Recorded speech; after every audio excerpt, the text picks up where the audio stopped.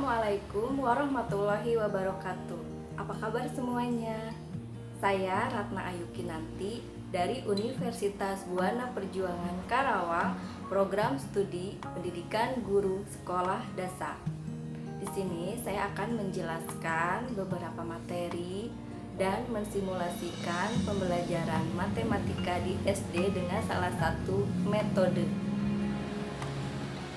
Yang pertama yaitu pemahaman dalil-dalil pada pembelajaran matematika di SD itu tidak harus dilakukan secara deduktif. Matematika dikenal sebagai ilmu deduktif karena proses mencari kebenaran dalam matematika berbeda dengan ilmu pengetahuan alam dan ilmu pengetahuan yang lain. Metode pencarian kebenaran yang dipakai adalah metode deduktif, tidak dapat dengan cara induktif. Sedangkan pada ilmu pengetahuan alam adalah metode induktif atau eksperimen. Walaupun dalam matematika mencari kebenaran itu dapat dimulai dengan cara induktif, tetapi seterusnya generalisasi yang benar untuk semua keadaan harus dapat dibuktikan dengan cara deduktif. Dalam matematika, suatu generalisasi dari sifat, teori, atau dalil itu dapat diterima kebenarannya sesudah dibuktikan secara deduktif. Pemahaman dan pemahaman dalil-dalil pada matematika di SD tidak harus dilakukan secara deduktif. Kenapa? Karena pada pembelajaran matematika di SD, pembuktian dengan cara deduktif itu masih sulit dilaksanakan. Karena itu, siswa SD hanya melakukan eksperimen metode induktif.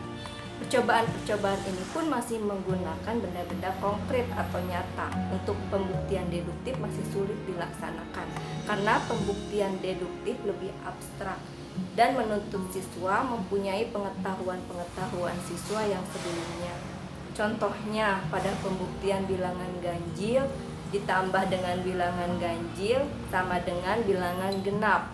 Siswa harus sudah mengerti bilangan ganjil, bilangan genap, dan bulat dapat menyelesaikan dalam bentuk umum bilangan-bilangan tersebut.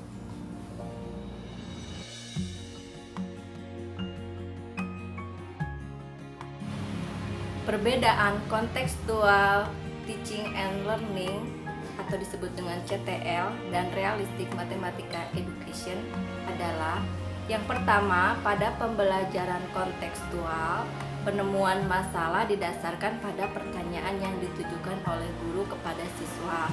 Jadi, permasalahan itu ada karena pertanyaan yang diberikan oleh guru.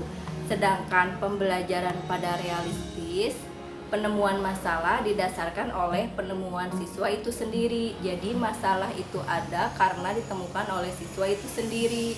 Kemudian yang kedua, pada pembelajaran kontekstual, interaksi yang terjadi yaitu antar siswa dengan siswa dan siswa dengan guru. Sedangkan pembelajaran pada realistis, interaksi yang terjadi yaitu antara siswa dengan siswa, siswa dengan guru, maupun siswa dengan lingkungan. Kemudian perbedaan yang ketiga, pada pembelajaran kontekstual dapat diterapkan pada semua mata pelajaran seperti pelajaran IPA, IPS, Bahasa Indonesia. Nah, pelajaran tersebut dapat menggunakan pembelajaran kontekstual. Sedangkan pada pembelajaran realistis hanya dapat diterapkan pada mata pelajaran matematika saja. Jadi pada pelajaran IPA, IPS, Bahasa Indonesia maupun pelajaran lain tidak dapat menggunakan pembelajaran realistis.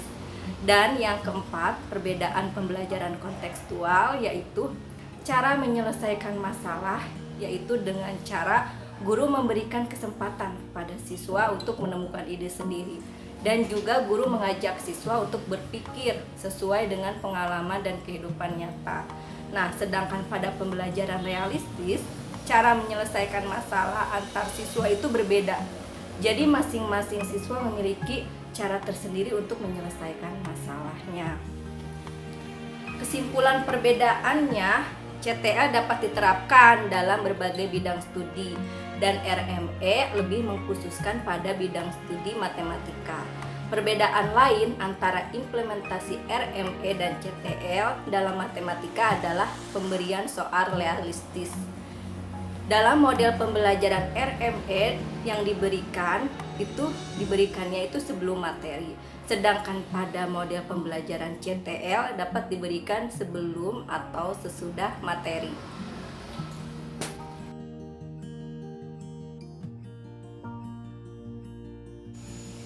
Keunggulan kontekstual teaching and learning atau disebut dengan CTL dan keunggulan realistic matematika education atau disebut dengan RME.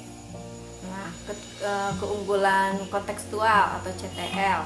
Yang pertama, menempatkan siswa sebagai subjek belajar. Artinya siswa berperan aktif dalam proses pembelajaran. Yang kedua, dalam pembelajaran kontekstual, siswa belajar dalam kelompok, kerjasama, diskusi, saling menerima, dan memberi. Yang ketiga, berkaitan secara real dengan dunia nyata. Yang keempat, kemampuannya berdasarkan pengalaman. Yang kelima, dalam pembelajaran kontekstual, perilaku dibangun atas kesadaran sendiri. Yang keenam, pengetahuan siswa selalu berkembang sesuai dengan pengalaman yang dialaminya. Kemudian yang ketujuh, pembelajaran dapat dilakukan di mana saja sesuai dengan kebutuhan. Yang kedelapan, itu pembelajaran kontekstual dapat diukur melalui beberapa cara. Misalnya evaluasi proses, hasil karya siswa, penampilan, observasi, wawancara, dan lain-lain. Nah, berikutnya yaitu keunggulan dari realistis matematika education atau RME. Yang pertama, karena siswa membangun sendiri pengetahuannya, maka siswa tidak mudah lupa dengan pengetahuannya. Kemudian yang kedua, suasana dalam proses pembelajarannya menyenangkan karena menggunakan realita kehidupan, sehingga siswa tidak cepat bosan untuk belajar matematika. Yang ketiga, siswa merasa dihargai dan semakin terbuka karena setiap jawaban siswa ada nilainya. Yang keempat, memupuk kerjasama dalam kelompok. Yang kelima, melatih keberanian siswa karena harus menjelaskan jawabannya. Yang keenam, melatih siswa untuk terbiasa berpikir dan mengemukakan pendapatnya. Materi selanjutnya yaitu yang keempat. Di sini saya akan menstimulasikan pembelajaran matematika dengan salah satu metode ya. Tadi kita sudah mengetahui perbedaan CTL dan RME. Nah, di sini saya akan menstimulasikan metode CTL, pembelajaran matematika dengan kontekstual, yaitu materinya bangun datar. Nah, bangun datar itu ada banyak, ada persegi panjang, segitiga, dan lain-lain. Di sini saya akan mensimulasikan pembelajaran matematika bangun datar persegi saja. Akan membahas tentang sifat-sifat, luas, keliling, bangun datar, persegi. Nah, apa sih persegi itu? Nah, persegi itu adalah bangun segi 4 yang keempat sisinya sama panjang dan besar sudutnya sama, yaitu 90 derajat. Di sini kita akan mempraktekkan menghitung luas dan keliling bangun datar persegi. Apa sih keliling itu? Teman-teman mungkin sudah pernah melihat sebuah lapangan sepak bola yang berbentuk persegi. Nah, keliling berarti artinya kita akan istilahnya muter lah ya, berapa keliling lapangan sepak bola itu, berapa luasnya. Nah, sebelum kita mempraktekannya, kita harus tahu dulu apa itu keliling, apa itu luas. Nah, keliling yaitu jumlah keseluruhan sisi yang dimiliki oleh suatu bangun datar. Sedangkan luas yaitu banyaknya persegi dengan sisi satu satuan panjang yang menutupi seluruh bangun datar tersebut. Nah, sudah paham ya? Oke, yang pertama ini adalah sebuah bangun datar persegi seperti ini. Nah, kita akan menghitung keliling dan luasnya. Nah, sebelum menghitung luas dan keliling, saya akan menjelaskan dulu sifat-sifatnya. Nah, tidak hanya manusia yang memiliki sifat-sifat, tetapi bangun datar juga memiliki sifat-sifat. Nah, sifat-sifat bangun datar persegi yaitu yang pertama, memiliki 4 sudut. 4 sudut. Sini saya udah kasih tanda ya. A, B, C, D. Ini memiliki 4 sudut ya. Kemudian yang kedua, memiliki 4 sisi sama panjang. memiliki 4 sisi sama-sama panjang. A, B, B, C, C, D, D, A. Nah, kemudian sifat-sifat yang ketiga memiliki 4 sudut sama besar. Sama besar yaitu sudutnya ini 90 derajat. Sudut A 90, sudut B 90, sudut C 90, sudut D 90. Nah, kemudian sifat-sifat berikutnya yaitu total besar sudutnya jadi 90 tambah 90 tambah 90 tambah 90, yaitu besar sudutnya 360 derajat. Kemudian memiliki 2 diagonal yang saling tegak lurus. Ini diagonal C, A, B, D. Nah, ini memiliki 2 diagonal yang tegak lurus. Kemudian ciri-ciri yang selanjutnya itu memiliki 4 simetri putar. 4 simetri putar. Ini kan A, B, C, D. 1, 2, 3, 4. Nah, jadi memiliki 4 simetri putar. Kemudian memiliki 4 simetri lipat. Nah, ini lipat.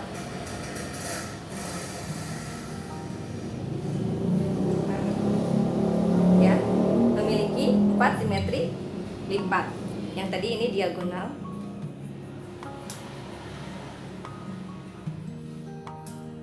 Nah, seperti ini. Ini adalah sifat-sifat bangun datar persegi. Nah, untuk mencari luas dan keliling, nah kita akan mencari luas nih. Berapa luas dan keliling persegi? Persegi berikut ini. Nah, di sini ada 4 petak ya. Sudah saya kotak-kotakin. Nah, ciri-ciri sifat-sifat persegi itu kan sisinya sama, jumlah sisinya itu sama. Dan bangun datar persegi ini itu termasuk bangun datar beraturan, ya, karena memiliki syarat yang memenuhi, yaitu jumlah sisinya sama panjang. Nah, rumus luas dan keliling persegi? Nah, keliling yang tadi saya sudah bilang berarti akan mencari keliling itu kita berarti muter. Berapa sih keliling luas ini? Nah, yang diketahuinya sisi. Nah, misalkan di sini sisinya 4 ya, 1 2 3 4. Jadi semua 4.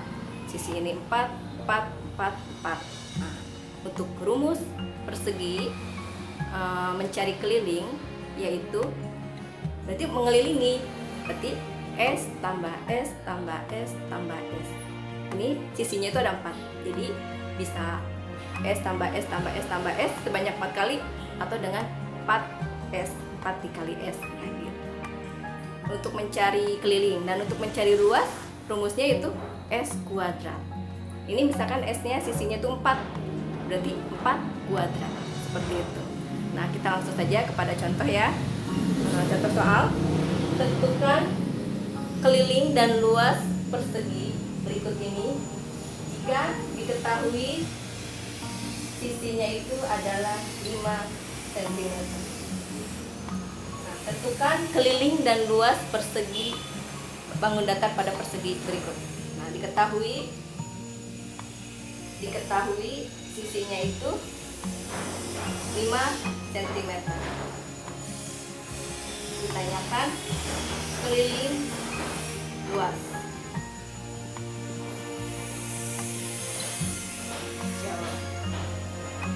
Tadi rumus keliling itu S tambah S tambah S tambah S ya, atau 4S. Berarti 4 dikali S nya berapa? 5. Yaitu 4 dikali 5 20 cm satuannya untuk keliling. Kemudian luas yaitu S kuadrat. S nya berapa? 5 kuadrat. 5 dikali 5 25. Satuannya cm persegi. Jadi keliling persegi tersebut adalah 20 cm dan luas persegi tersebut adalah 25 cm. Nah, sudah paham semuanya?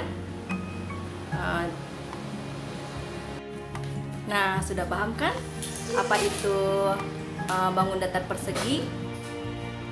Nah, sebelum kita menghitung, berapa luas, berapa keliling sebuah persegi. Nah, coba kalian hitung berapa luas dan persegi di bawah ini. Nah, ini udah saya kotak-kotakin ya. Jika diketahui sisinya itu adalah 4 cm. Berapa keliling dan luas persegi berikut? Coba ada yang tahu? Oke. Nah, jadi untuk mencari keliling itu, jika diketahui sisinya 4, nah untuk mencari keliling yaitu rumusnya S tambah S tambah S tambah S, atau 4 dikali sisi. S itu sisi ya. Nah, berapa luas bangun datar persegi ini? Ada yang tahu? Oke, untuk mencari luasnya yaitu S kuadrat. Nah, tadi diketahui S-nya 4 ya. Berarti S kuadrat, berarti 4 kuadrat. 4 kuadrat berarti 4 dikali 4, yaitu 16. Kemudian, nah, tadi kelilingnya 4 ditambah 4 tambah 4 tambah 4. Atau 4 kali S, 4 kali 4, yaitu 16. Seperti itu ya teman-teman. Nah, tadi Ibu udah kasih contoh soal ya. Sekarang coba kalian kerjakan di buku tulisnya. Ibu kasih satu soal saja, yaitu mencari berapa luas dan keliling sebuah persegi berikut ini jika diketahui sisinya itu adalah 8 cm. Silakan mencoba.